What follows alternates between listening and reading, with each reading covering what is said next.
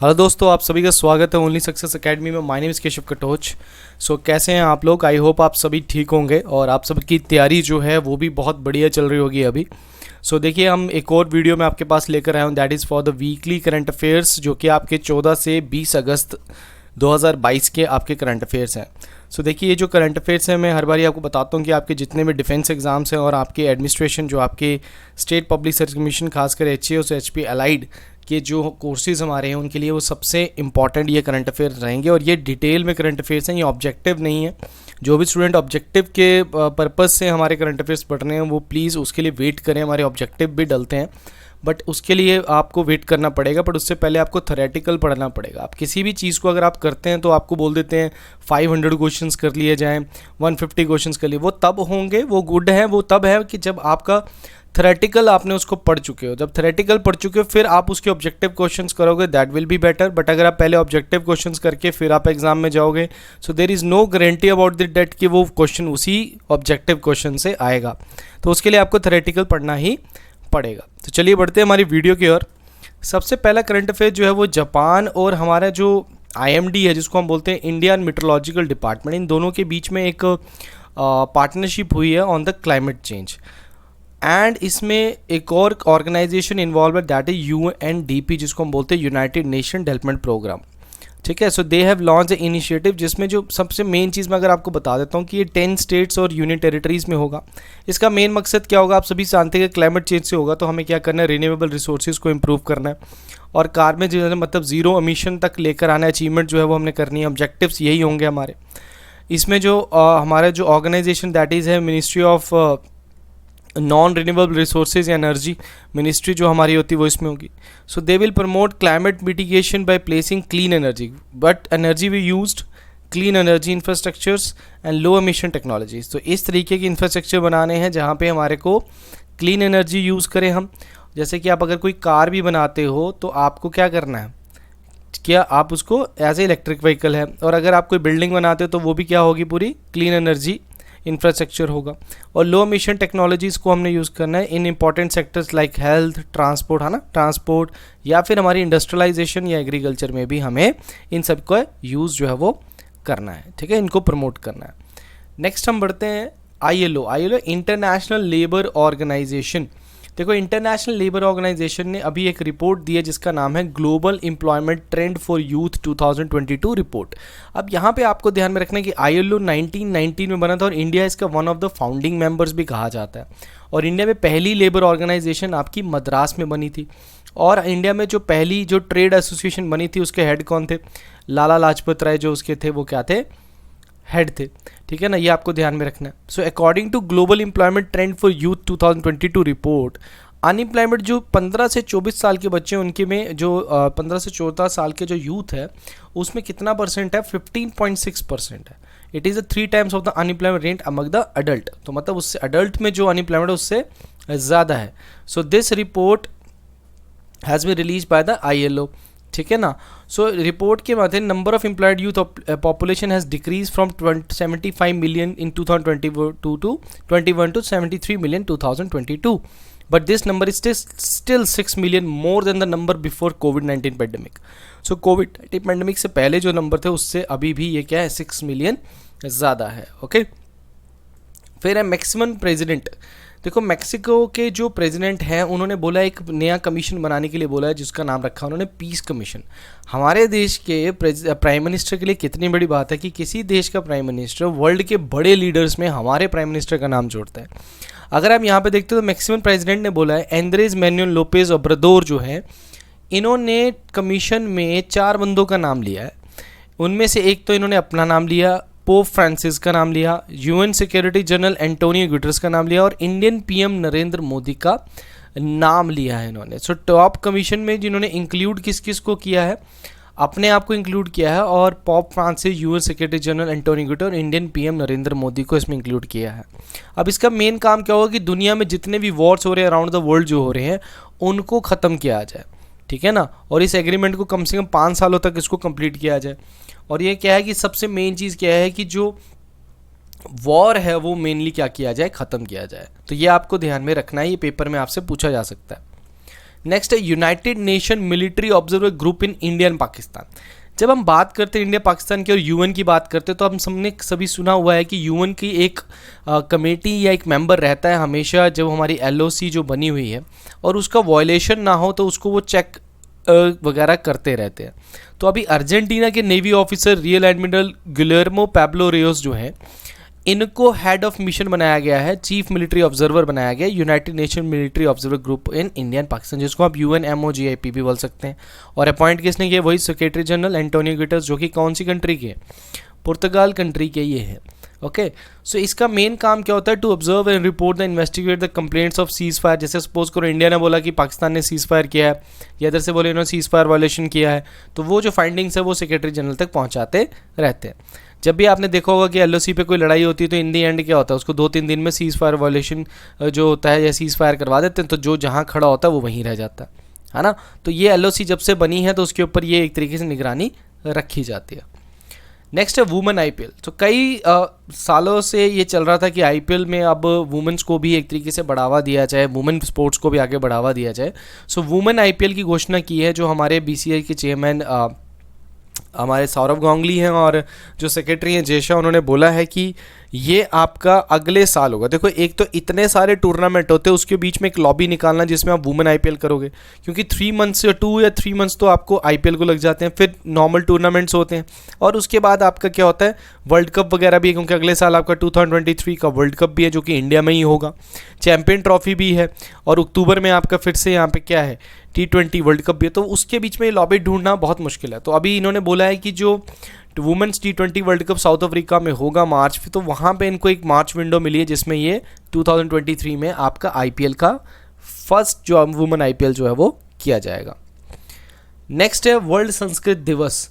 So world Sanskrit दिवस जो है ये आपका सेलिब्रेट किया जाता है श्रवण पूर्णिमा को। वर्ल्ड संस्कृत डे जो है या वर्ल्ड संस्कृत दिवस जो है वो आपका सेलिब्रेट किया जाता है। तो मेन ऑब्जेक्टिव जो इसका होता है इसमें कि हम हमारी जो जनरेशन है उनको ओल्डेस्ट लैंग्वेज जो दुनिया की सबसे ओल्डेस्ट और मदर ऑफ ऑल लैंग्वेजेस बोला जाता है उसके साथ फेमिलियर करवाना है, ठीक है ना, उसके बारे में हमारे को इसमें बात की जाती है।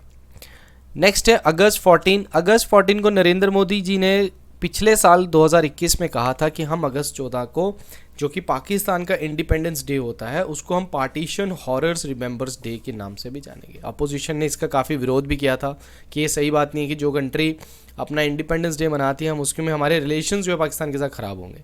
पर नरेंद्र मोदी सरकार का कहना है कि जो ये एक तरीके का आप देख सकते हैं यहाँ पे कैसे लोगों को अपने सारा घर छोड़ के देखो जो सिरिल रेडक्लिफ थे इन्होंने 36 डेज़ में रेडक्लिफ लाइन जल्दी जल्दी बना दी between the India and Pakistan.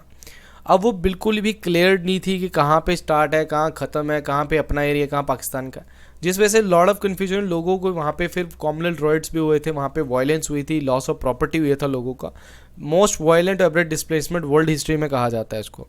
तो इसको इसीलिए पार्टीशन हॉरर रिमेम्बरेंस डे भी बोला जाता है 14 अगस्त को। तो ये नरेंद्र मोदी सरकार ने 2021 से ऑब्जर्व करना इसको स्टार्ट किया। नेक्स्ट है WHO new name for the monkey pox variant. तो अभी मंकी पॉक्स आपको पता है कि स्टार्टिंग में सबसे पहले ये कॉन्गो में था, उसके बाद ये अभी 2022 में यूके में ये स्टार्ट हुआ था, अब इसके बाद ये केरला में इंडिया में आया और उसके बाद दिल्ली तक ये पहुंचा है। सो वर्ल्ड हेल्थ ऑर्गेनाइजेशन ने अभी बोला है कि जो इसके न्यू वेरिएंट्स मंकी पॉक्स के मिल रहे हैं तो उनको उन्होंने नाम दिया है दैट इज़ क्लेड्स 1 या 2A या 2B, ये नाम इसको दिए गए हैं। तो former Congo basin central African clade has been renamed as clade 1 and while the former West African clade has named as clade 2 and clade 2 comprise of 2 substacles, ठीक है ना। So monkeypox is ongoing outbreak और जो कि इसका first viral case जो है ये 2022 में मई में यूनाइटेड किंगडम में मिला था। तो ये यहाँ से कि वहाँ से नाइजीरिया से एक पर्सन जो है वो यूके में आए थे तो वहीं से ये पूरे ऑल ओवर यूके में फैल गया था। ओके, नेक्स्ट है first country to approve Omicron vaccine. तो ओमिक्रॉन जो कि एक तरीके का वेरिएंट था कोविड का, तो यूनाइटेड किंगडम ने ऑथराइज किए फर्स्ट एवर कोविड-19 वैक्सीन जो कि ओमिक्रॉन वेरिएंट के लिए है और ये पहली कंट्री जो ऐसा कर रही है। तो ये पहली कंट्री तो ये पेपर के लिए इंपॉर्टेंट होता है ना, तो यहाँ से आपको ध्यान में रखना है। और ये ऑथराइज वैक्सीन जो है ये आपकी ओमिक्रॉन BA.1 स्ट्रेन के लिए है और ये अबव 18 जो है पर्सन है उनके लिए है। And UK will also focus on the booster program for the above age over 50% के लिए ये स्टार्ट कर रहा है अपना बूस्टर डोज, और इंडिया में आपको पता है बूस्टर डोज अभी अवेलेबल है। Golden joint of Chenab railway bridge, देखो ये इम्पॉसिबल चीज़ जो है पॉसिबल की है हमारे इंजीनियर्स ने। गोल्डन जॉइंट का मतलब है ये दो गोल्डन जॉइंट बोला जाता है। देखो ये चेनाब रिवर, इसके नीचे से चेनाब रिवर जाती है। अभी मैंने इनकम्प्लीट फ़ोटो ली, बहुत अच्छी फोटोग्राफ थी ये, टू टेल यू दैट कि कितना अच्छा व्यू और कितने मार्वलस मतलब चीज़ हमने बनाई है यहाँ पे। सो ये एक चेनाब रिवर के ऊपर रेलवे ब्रिज है, जिसको अभी 75 ईयर सेलिब्रेट जब हमने किए तब इसको, इस रेलवे ब्रिज को इनॉग्रेट किया। ये कि दुनिया का हाईएस्ट रेलवे ब्रिज है, और ये Reasi district of Jammu and Kashmir में आपको मिलेगा।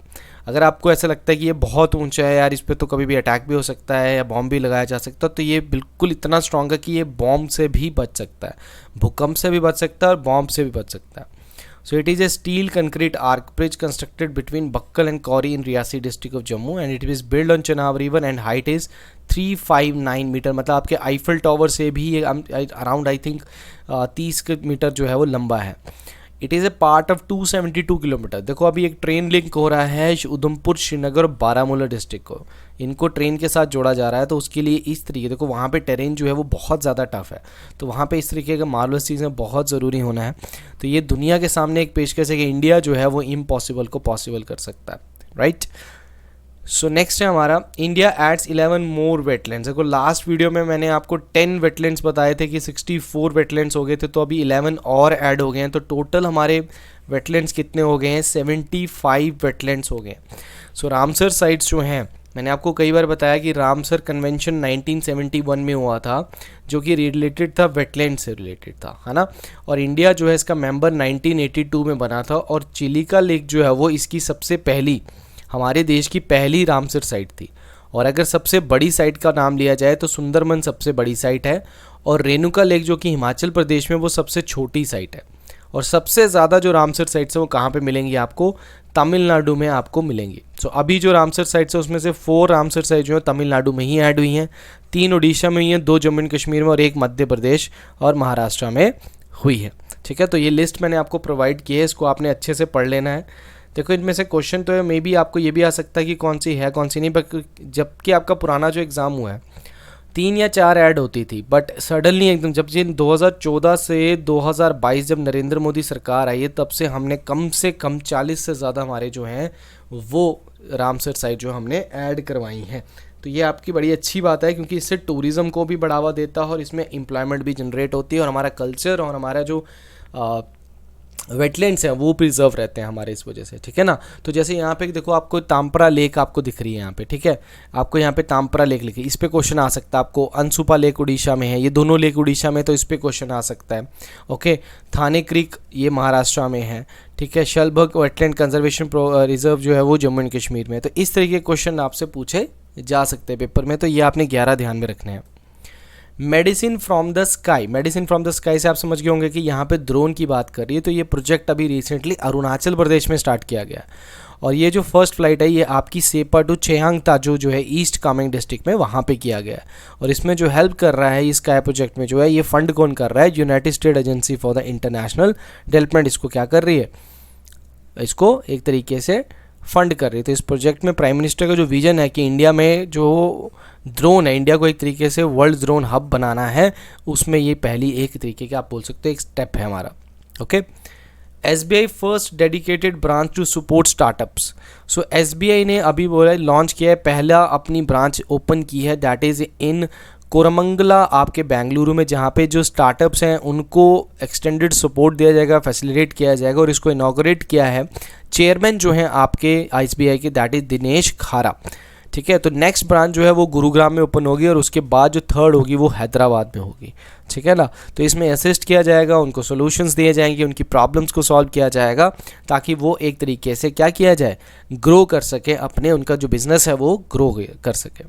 ओके, नेक्स्ट है सफाई मित्रा सुरक्षित शहर। सो देखिए अभी क्या हुआ है कि गवर्नमेंट डाटा के हिसाब से 500 सिटीज़ अक्रॉस इंडिया ऐसी हैं जिन्होंने डिक्लेयर किया अपने आप को कि वो सफाई मित्रा सुरक्षित शहर है। सफाई मित्र का मतलब जो लोग सफाई करते हैं, जो उनके इक्विपमेंट्स हैं, वो जो यूज़ करते हैं, मैन पावर जो प्रोवाइड की जाती है, इंस्टीट्यूशनल जो अचीवमेंट है, हमारी जो सफिशेंसी है वो बेटर है इन सिटीज़ में, ठीक है। तो लिखा ना all the city have achieve sufficiency in terms of institutional capacity, equipment norms and manpower as provided by the Ministry of Housing and Urban Affairs. So जितनी भी सिटीज़ हैं ये, इनमें सेफ वर्किंग कंडीशन है। सफाई मित्र, सफाई मतलब जो लोग वहाँ पे सफाई करते हैं उनके लिए वो safer condition, safer working conditions हैं। जो कि इसमें बोला गया है सस्टेनेबल सैनिटेशन प्रैक्टिस होनी चाहिए अंडर द स्वच्छ Bharat mission urban. So this move जो है वो एक तरीके से हमारे जो मैन होल्स हैं इनको किस में ट्रांसफॉर्म कर रहे हैं, मशीन होल में। जो कि जो मैनुअल स्कैवेंजिंग होता है, जो नालियाँ साफ़ होती हैं मैनुअली, उनको अब मशीन के द्वारा क्या किया जा रहा है, साफ़ करवाया जा रहा है। तो ये आपका कब लॉन्च किया गया था, सफाई मित्र सुरक्षा चैलेंज 2020 में वर्ल्ड टॉयलेट डे के टाइम पे किया था। तो वर्ल्ड टॉयलेट डे कब आपका ऑब्जर्व किया जाता है, नवंबर 19 को। तो उस टाइम पे लॉन्च किया गया था 243 सिटीज़ में। ऑब्जेक्टिव इसमें यही था कि जितने भी सीवर और सेप्टिक टैंक क्लीनिंग ऑपरेशन सबको मैकेनाइज किया जाएगा, मतलब मैन के थ्रू नहीं होगा, ये एक तरीके से मशीन्स के द्वारा किया जाएगा। नेक्स्ट है PM टू एड्रेस हर घर जल उत्सव। और ये हर घर जल उत्सव जो है ये गोवा से शुरू करेंगे, ठीक है। तो ये ध्यान में रखना कि ये पहला हर घर जल उत्सव जो है ये कहाँ से शुरू हो रहा है ना। तो ये जल जीवन मिशन जो है हमारा उसके अंडर आता है, जिसमें QR कोड पेमेंट सिस्टम भी लाया जाएगा। अगर आपको वाटर बिल है तो आप उसका QR कोड होगा, उसमें आप अपनी पेमेंट को कर सकते हैं। तो गोवा जो है वो फर्स्ट हर घर जल सर्टिफिकेट स्टेट है। और अगर आपको UT की बात की जाए तो Dadra Nagar Haveli and Daman and Diu जो है वो, आप सभी को पता होगा कि Dadra Nagar Haveli and Daman and Diu जो है वो हमारी एक ही UT बना दी गई है ये, ठीक है ना। तो ये फर्स्ट यूनियन टेरिटरी जिसने 100% जो है हर घर जल सर्टिफिकेशन ले लिया। तो जल जीवन मिशन जो है ये आपका 2019 अगस्त 15 को स्टार्ट किया था, जैसे नरेंद्र मोदी ने, ठीक है ना। तो इसका मेन काम क्या है कि 2024 तक सभी रूरल हाउस होल्ड्स को क्या देना है, मतलब टैप वाटर सप्लाई जो है सबके घरों तक क्या करनी है, पहुँचानी है इसमें, ठीक है ना। चलिए बढ़ते हैं नेक्स्ट, वॉस्टक 2022। देखो वॉस्टक 2020 मिलिट्री एक्सरसाइज जो है ये कहाँ होती है, रशिया में होती है, ठीक है ना। तो अभी people liberation army of China ने बोला है कि वो इसमें वॉस्टक 2022 में पार्टिसिपेट करेंगे। इसमें आर्मीज of India, Tajikistan, Mongolia, Belarus ये भी इसमें पार्टिसिपेट करती हैं। बट अभी इंडियन आर्मी ने इसके बारे में कोई भी इशू स्टेटमेंट नहीं किया, क्योंकि देखो अभी रशिया और यूक्रेन के बीच में वॉर चल रहा है। तो अभी अगर आप रशिया में कोई मिलिट्री एक्सरसाइज करते हो तो वो एक तरीके से गलत इंपैक्ट डालता है ऑल ओवर द वर्ल्ड में। चाइना तो खुल के सीधा रशिया को सपोर्ट करता है, बट इंडिया एक मिडल पाथ पे है, ठीक है। वर्ल्ड उसको बोलता है कि वो डायरेक्टली रशिया को नहीं कर रहा है, बट इंडिया एक मिडल पाथ लेके चलता है। और इस डिप्लोमेसी को रशिया भी रिस्पेक्ट करता है कि इंडिया एक जगह ना जाके दोनों तरफ से मेंटेन करके रख रहा है, ओके। नेक्स्ट है अगस्त 19 वर्ल्ड फोटोग्राफी डे। सो देखिए वर्ल्ड फोटोग्राफी डे जो है वो अगस्त 19 को ऑब्जर्व किया जाता है। और इस बार का जो थीम है that is pandemic lockdown through the lens, ठीक है। तो ये जो मैंने पिक्चर आपको भेजी है ये मेरे ही दोस्त हैं जिसका एक चैनल है इंस्टाग्राम में Hedonis09, आप फॉलो भी कर सकते हैं उसको। नहीं, एक फ़ोटोग्राफी का बहुत शौक है, तो स्पेशली मैंने ये फ़ोटोग्राफ उसी के द्वारा क्लिक की है कि एक पर्सन है ये, अगर आप ध्यान से देखेंगे तो ये हमारे जो गाँव में जो बेड होते थे जो खुद बनाए होते थे उनके बीच में एक पर्सन है, उसकी आई है। तो ये बहुत ही अच्छी क्लिक उसकी बेस्ट फोटोग्राफ्स में थे, तो मैंने ऐड की थी। I hope you like it, ठीक है। तो चलिए वर्ल्ड फोटोग्राफी डे अगस्त 19 को आपका क्या किया जाता है, ऑब्जर्व किया जाता है। और इस बार का जो थीम है that is pandemic lockdown through the lens. Next है विन बैक्स। तो विन बैक्स जो है ये दो देशों के बीच में एक्सरसाइज है। तो वियतनाम और इंडिया के बीच में ये एक्सरसाइज है जो कि आपकी कहाँ पे हो रही है, चंडी मंदिर, मतलब वेस्टर्न कमांड ऑफ जो है हमारे आर्मी की वहाँ पे बायलैटरल एक्सरसाइज हो रही है, ओके। नेक्स्ट है नमस्ते स्कीम। नमस्ते स्कीम जो है अभी लॉन्च की गई है by ministry of social justice empowerment and ministry of Housing and Urban affairs. It is a central sector scheme. इसमें क्या किया है कि जो सेफ्टी और डिग्निटी है, जो सैनिटेशन वर्कर्स होते हैं उनको क्या किया जाए, उनकी लाइफ को भी अच्छा बनाया जाए, उनको भी एक सस्टेनेबल लिवलीहुड दिया जाए, उनको भी ऑक्यूपेशनल सेफ्टी दी जाए। जब वो काम करते तो सेफ़ काम होना चाहिए, और जो सेफ्टी गियर और मशीन्स हैं वो प्रॉपरली उनको इंक्रीज़ किए ताकि अच्छे से वो काम करे, और उनका जो इकोसिस्टम है वो भी बढ़िया रहे ताकि उनकी हेल्थ भी जो है वो अच्छी रहे। So it is aim to providing to alternate livelihood support and reducing the vulnerability of sanitation workers. It will enable the sanitary work to access self employment, skill, wage employment opportunities. तो एक तरीके से जो हमारे sanitation workers हैं उनके लिए ये हमने क्या की है, ये प्रोग्राम नमस्ते स्कीम जो है वो चलाई है, ठीक है ना। तो ये आपको ध्यान में रखना है, कभी आपको सीधा पूछ लिया जाता है कि नमस्ते स्कीम जो है वो कौन सी मिनिस्ट्री के द्वारा है और या इसमें किससे रिलेटेड बात की है। नमस्ते है तो आपको पता नहीं लग रहा ना कि किससे रिलेटेड होगा, तो बस इससे रिलेटेड आपसे वो पूछ लेगा। India's first electric double decker bus, जैसे आपने लंदन में इस तरीके की मूवीज़ में भी देखा होगा, अगर कोई लंदन गया तो उसने भी देखा होगा, तो इसी तरीके की इंडिया की भी बसेस चलेंगी जिसका नाम स्विच EIV22 जो रखा है। और ये अशोक लेलैंड जो कंपनी है ये मुंबई में आपकी स्टार्ट हुई है और ये first AC double decker electric bus है। श्री नितिन गडकरी जो हमारे ट्रांसपोर्ट हाईवे मिनिस्टर, उन्होंने इसको लॉन्च किया है। ये 45 मिनट्स अगर चार्ज करोगे तो 100 किलोमीटर तक चल सकती है और फुल चार्ज में 80 मिनट्स में होती है। ठीक है, इसमें निकल और मैग्नीज कोबाल्ट की बैटरी है जो कि कम से कम 8 ईयर वारंटी की होती है। तो this is just a specifications of this बस, बट आपको ध्यान में रखना है नाम और आपको ध्यान में रखना है कौन सी कंपनी ने बनाया।